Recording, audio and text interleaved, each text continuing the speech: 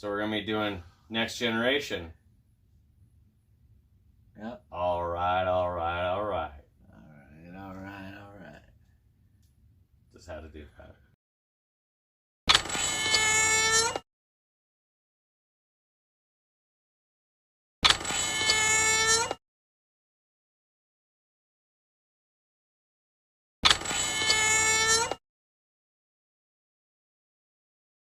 Hello everyone, welcome to the Ginger Snaps here. I'll be discussing the TCM franchise for you guys in a very blunt way.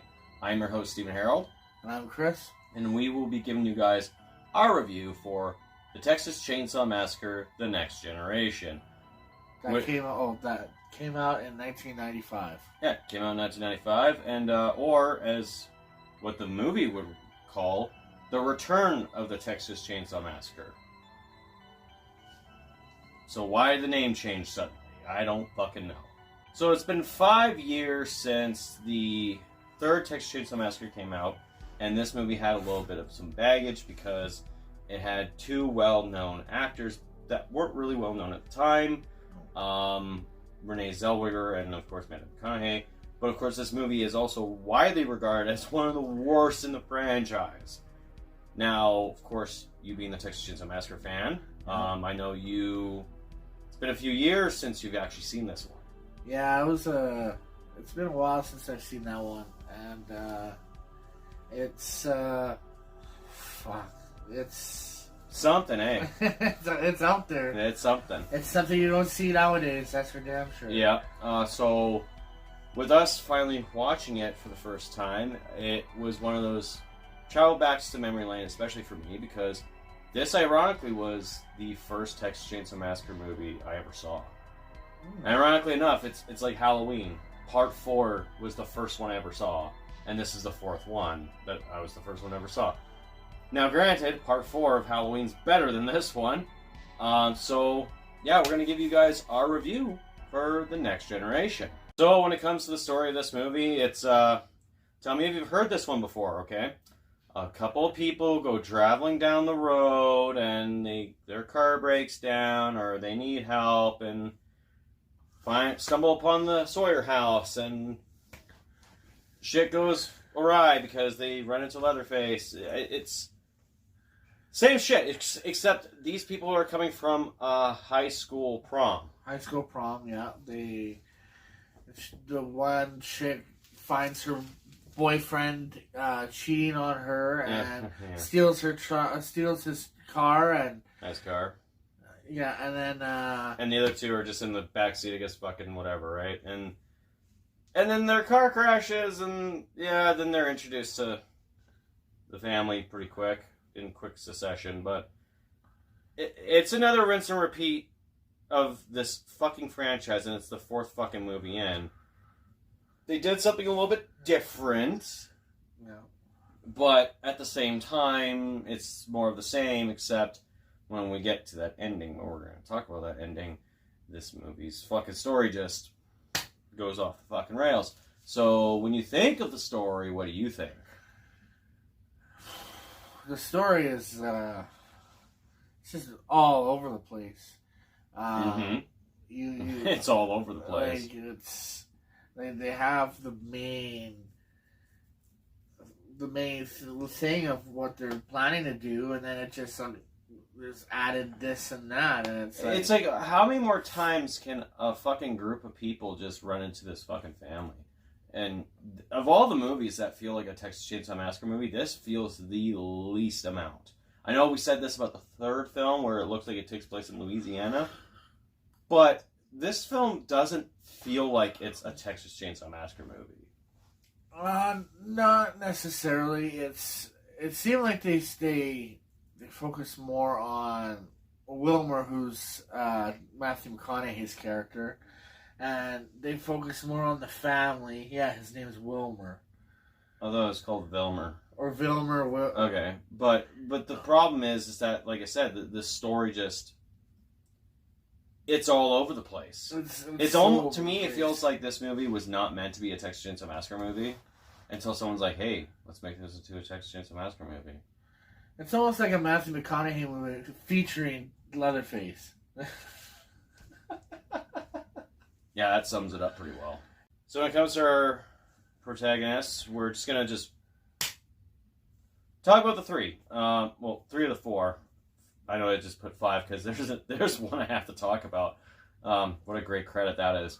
So we have Barry, who reminds me of Ricky from Trailer Park Boys, without sideburns. He reminds me of a friend of mine back in junior high and high school. Anything just to get laid. He'll say anything just to get laid. Yeah. Whatever, right? But whatever. His character's whatever. His girlfriend is fucking annoying. Yeah. Just the stupidity that came out of her fucking mouth, and the whole like, oh, we're gonna die. Oh my god, here's something. We're gonna die. What happens if we die? You know, like, oh my god. Yeah. And, oh god, fuck. She was taking me out of the whole fucking movie at that rate. Then there's our main character's boyfriend, who, whatever. I mean, he's forgettable, but we got one of the most forgettable, but it's funny how his credit is, I'm not hurt. Mm-hmm. Because the guy literally has that line in his script. I'm not hurt. I'm not hurt. And he fucking faints, and then all of a sudden he mumbles during his passed out state, and then Matthew McConaughey snaps his neck. And it's just like, cool. Yeah. Bland characters. So then we get Renee Zellweger's character, who is the main character, obviously, in this movie. Now, you'll notice that you'll see her name in the posters, but you'll never see her picture. No. Now, it's been rumored that she and Matthew McConaughey disown this movie. But then we found out that, no, they don't actually disown this movie. It's just their agents took their likelinesses off posters because Renee Zellweger was going to be in a bigger movie at that year. Because this movie was delayed. Mm. And then Matthew McConaughey had done Dazed and Confused. Yeah. And then this movie came out. Yeah. And it's just like, oh, well, we're just going to switch it up a little bit. But, yeah, basically, it's their agents and studios execs who fucking changed it. But, anywho, Renee Zellweger, she plays a troubled kid, obviously. I mean, her stepdad, her mom's boyfriend is a prick. We never see him again. The mom, never see her again. But she goes through this character arc of, like, you're kind of the wimpy, frigid person. Nerdy. I mean, I'm sorry, but she was attractive. She was. It's amazing how you put glasses on someone and they're apparently not attractive anymore. I don't fucking know. But then you get to the end of the movie with her and she's like a strong, independent fucking female, like the final girl. Yeah. It's just in a very forgettable fucking, well, a very not so great movie, but definitely not forgettable. Let's just say that. Right. She, like, again, it seems like all these Texas Chainsaw Massacre women just know to do the right thing. Just jump out the fucking window. Mm-hmm. And even that whole chase scene with Leatherface. And it's just like, she's doing all the right things. Like, I mean, like, she took her fucking high heels off and I've never seen a girl run so fast. No. She ran the fastest in all the other fucking movies. Fastest for sure. And it's just like, whoa, holy shit. But I don't mind her. Like, she's actually not bad. Yeah, no, I had no problem with her at all. Like, she did a good job. She was, back then, America's sweetheart, you know. Yeah. I mean, she's not doing much now, but, I mean, like, I know this is one of those movies she could definitely be remembered for. Oh, for sure.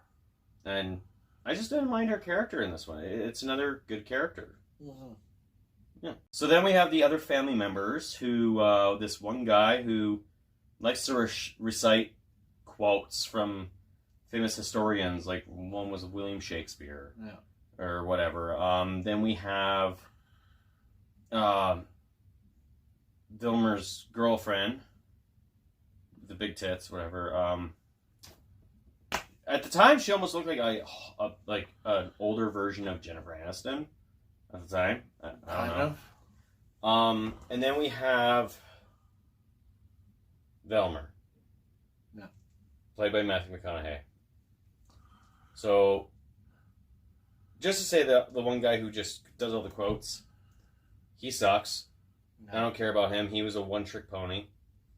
Then you have the girl who is she's just there.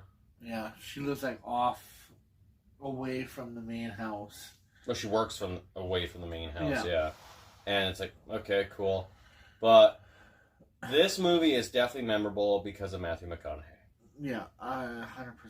Like, he steals the show. I mean, like, that whole all right racing fans, here we go, and he just runs over the fucking guy.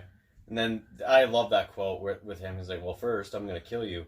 Ain't no fucking biggie. I'm like, okay, cool. And you can't forget his robotic leg. Oh, that has like what, fucking 50 different remotes. Like, oh, okay, all right. I feel like they did that like as a thing where it's like, because Leatherface in the third film had like a brace, but now all of a sudden it's like they kind of fucked up. Yeah. And was like, oh shit, we put the leg brace on the wrong guy. I don't fucking know. But he goes batshit crazy in this movie. Batshit crazy.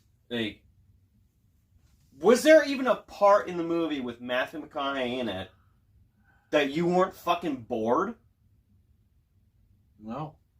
Not a single one. Like, No. each fucking scene, it was like, this guy steals the fucking show. I swear to God.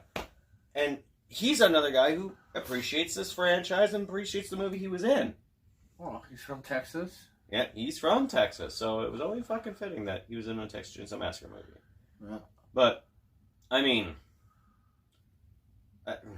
And for me, for this one Texas Chainsaw movie, he was bigger than Leatherface in this movie. Well, yeah, because, I mean, we're going to get to him, but he steals the show in this movie. He just steals it. And if you have never watched Next Generation, you just hear about how, oh, it's one of Matthew McConaughey's movies. Watch it for him, because he doesn't disappoint whatsoever. Not at all. So, I know he's your boy Leatherface, but I'm just going to be just straight up. He is the least interesting character in this one. Oh, yeah. Like, how do you go through 3 different films and Leatherface is literally the most forgettable? Well, I wouldn't say most forgettable because he goes through 3 transitions. I mean, like I pointed out to you, his masks, when I was watching behind the scenes, it's not actually, like, tied on. They use an adhesive on the actor's face, which, sadly, the actor had passed away after the movie had been released. So, I mean, that sucks, right? But this Leatherface is like, it's all screaming. It is. He that's all he does is scream. Then he's got the grandma face on. Yeah. And then he becomes The housewife. The pretty woman, right? But with full guard. Full guard. Like nightgown, chest Fake tits. piece, fake tits. The fucking face that he picked, the wig he picked, it's like, holy shit, he's fully transferred over in a way, right? Yeah. But that's the only thing that's memorable. I mean, like, even before, when we first meet Leatherface, he just walks up behind that girl and just starts like, smelling her hair, and it's like, that's Leatherface? I see his apron, cool. He's got his Leatherface mask on, cool. He's wearing leather gloves. Okay, he's wearing a camo jacket. Yeah. Like, what's going on here? What's his wardrobe here? I don't know what it was. So, like, walk me through this, because I know he's your guy, but this is one of the worst looks. It was one of the worst looks, and going back and watching it kind of disappoints me, but, you know... It doesn't help that Matthew McConaughey, like, steals the show so much that, like you said, he steals the show from Leatherface. No, it's more so featuring Leatherface, because, like, this... There's just nothing gripping me to watch the movie just for Leatherface. Mm-hmm. It was more so Matthew McConaughey's character than anything. So. Yeah, so it's weird hearing a Texas Chainsaw Massacre movie being bad because the Leatherface was not that great or memorable at all. No. So this is one of the worst Leatherfaces. Bar none. Unfortunately. Unfortunately. when it comes to the gore and the kills of this movie, it's just, let's see, Leatherface hits Barry in the head with a sledgehammer. That's all we see. Yeah. Matthew McConaughey kills Renee Zellweger's boyfriend. Yeah. And then Matthew McConaughey kills Barry's girlfriend. Yeah, I'm pretty sure Matthew McConaughey has a higher kill count than Leatherface does. Yeah, Leatherface, he kills Barry. And that's it. Yeah. Holy shit, one fucking kill. That's not even with a chainsaw. Yeah. I mean, the chainsaw is, like, I mean, it's not absent throughout the whole movie, but the gore in this movie, it's like, they're, like, what's the goriest kill? What Barry's girlfriend getting her skull broken in, which we don't get to see. Yeah. Barry gets hit with a sledgehammer and there's barely any fucking blood at all on his forehead. No. Like, okay. I guess Renee Zellweger's boyfriend getting his neck snapped. Oh no, that was the other Fuck! He killed 3 people in that fucking movie. Yeah. Oh no, he killed 4 because he killed the other guy. Yeah. His family member after he says, there's nothing to fear but fear itself. Bang! Hits him with a hammer. Yeah. So he killed 4 fucking people in this movie and Leatherface only killed 1. Holy fuck, backseat to Matthew McConaughey. The gore sucks in this movie. It just absolutely sucks. Yeah. Like, there's no blood. You went from a movie that was so dark that you could barely see blood to no blood at all. Mm-hmm. This is almost like the equivalent of Jason Takes Manhattan. There's no blood at all. Honestly, I had to mention one of my favorite Jasons. Jesus Christ. So now there is the ending. Which we have our famous dinner table scene. But then this guy shows up in a limo. And he seems to be working for the Illuminati. This is the part in the movie that I remember back when I was a kid and watched this for the first time. And even rewatching it with you. It's cringe to the point where it's uncomfortable. Mm-hmm. It's like, where did we get to this? So, Leatherface and the whole Sawyer family worked for the Illuminati. Where was this mentioned in the other 3 films? Good. Explain. I have no idea, especially with a character that they just throw at you in the last 25 minutes. Yeah, we were like, who the fuck is this guy? Yeah, and then he's probably the batshit crazy of them all. And how's he batshit crazy? Yeah, sure, he's got like piercings on his stomach and everything. He's licking Renee's whatever. But his quote, I mean, I want these people to know the true meaning of horror. Well, I'm sorry, but it's just confusing. That's the true meaning of confusing. Like, what the fuck just happened? Yeah, and shout out to as we're coming to the end of the movie, shout out to the 2 older couple in the van. Oh, Mr. and Mrs. Spiders? Yeah, shout out to them. They were, it was just kind of fun. They were just putting, like, you don't even know if they fucking died. Their RV fucking just tips over and that's it. Thank you, Mrs. Spiders. Oh my god, Mr. Spiders, step on it. He's chasing her with a chainsaw. No shit. And it's like, what? And then let's not forget Vilmer's fucking death. Like, that airplane sequence where a plane is flying through the sky, whatever, and then just kills Matthew McConaughey with a propeller blade. I thought it was the wheel. I mean, it could be the fucking wheel. I don't know, but that plane just like, oh, cool, I'm just gonna save this girl. And I'm pretty sure then it was flies the wheel, off. Because if it was the propeller, it would have shown pieces of his brain. Yeah. I'm pretty sure it was... Maybe you're right, but I thought it was the end of the...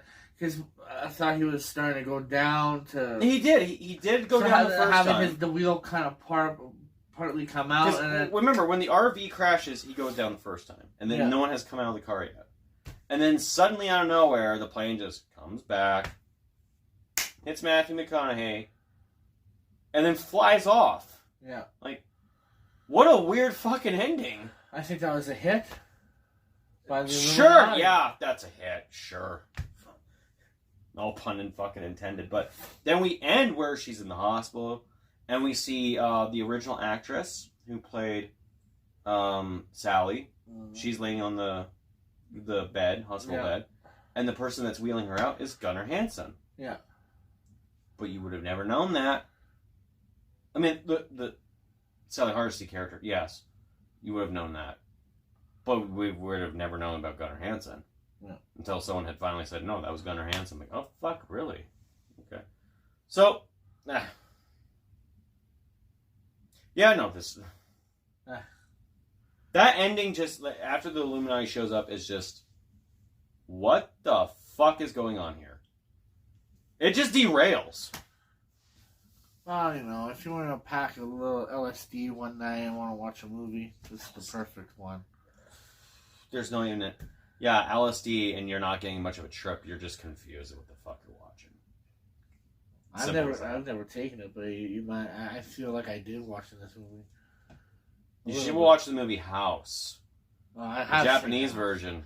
Oh, not that one. Nah, that's an LSD I don't do trip. Japanese movies. Yeah, well, yeah. So, when it comes to this movie, I know it has that reputation of being one of the most hated, one of the worst. But this movie has the rewatchable value because of how batshit insane it is, how entertaining Matthew McConaughey is, and Renee Zellweger giving a performance that's just like, you know, you never expected her as a final girl. You have a weak cast of both protagonists and antagonists. Yep. One of the weakest Leatherfaces, and an ending that's just picked everywhere. Yeah. And you don't fucking know what to make of it. But being the first Texas Chainsaw Massacre movie I saw, it's kind of got that little bit of nostalgia for me.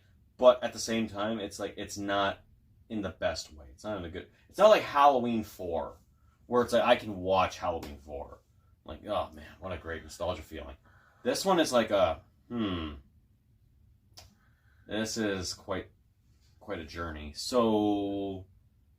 It's got that replay value to me if you want to sit back and watch this movie with a bunch of friends and say, hey, want to see a horror movie with Matthew McConaughey in it? Sure! Boom, pop this in. And maybe have a drink or take a shot every single time Leatherface screams like a bitch or Matthew McConaughey does something nuts. Like, it feels like Matthew McConaughey went a little Jack Nicholson. A little bit. Yeah. So, when I think of this movie for my rating, it's getting a 4.5 out of 10, but it's still rewatchable. It's to me, this is the perfect equivalent of a guilty pleasure. Because this movie it's a guilty pleasure. It's like, I could have fun with this one. Yeah. I can. And it's for you? Yeah, it's not a go-to movie for me as if I'm going to watch Texas Chainsaw Massacre, but you know, it has its interest in there, like Matthew McConaughey and the funny elements and whatnot. I'm gonna give it a 4. I don't know. Oh, see, again, we're always neck and neck when it comes to our ratings of these movies. I give it a 4 because it's like, for a true TCM fan, you want Leatherface to be that main person and make it so that, you know, like, make it a little bit more into a horror, but this one's just like a comedy drama. Yeah, it's the fourth film in. And it's the fourth film in, and it's like... A lot of comedy horror movies were coming out. I mean, fucking the same franchise. Like, number 2 had comedy in it. This movie, I know, was not trying to intentionally be funny. But it became funny. And it became funny, and, you know, it's... oh, yeah. Props to Renee Zellweger. You know, it was her first movie. She did a good job. She's a babe. Matthew McConaughey, you know, I've never had an issue with him as an actor. And some people do. Some people do. Mom hates him. Can't stand him. No? No, she hates him. But, you know, I don't mind the guy. I mean, I'm wearing his fucking shirt. For fuck's sake. I think he has some iconic movies, and like this one, it's something different because Matthew McConaughey is known for doing comedies and some dramas and stuff like that, but like him getting into like a horror-esque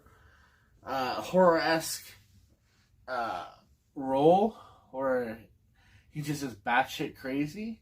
I think this kind of gave him that wheel well of I'm going to be something that I'm not usually, you know. And so he and he did it. He did it well, and but yeah, 4 out of 10. All right, so that's a 4.5 for me, and a 4 out of 10 for him.